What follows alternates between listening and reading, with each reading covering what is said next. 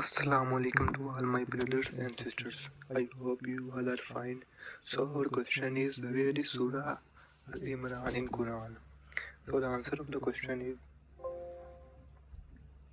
Surah Al Imran, the third chapter of the Quran, gives us important lessons about faith, family, and living a good life. It reminds Muslims to believe in one God and trust Him completely. The surah is named after Imran's family, which includes special people like Maryam and her son Prophet Isa.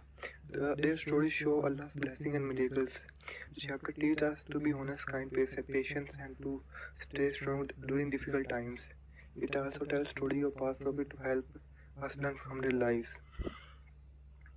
Their lesson from Battle of Uhud, where Muslim faced defeat and learned the importance of teamwork and following guidance.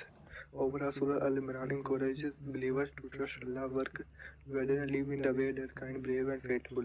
The surah also provides clear advice on building good characters.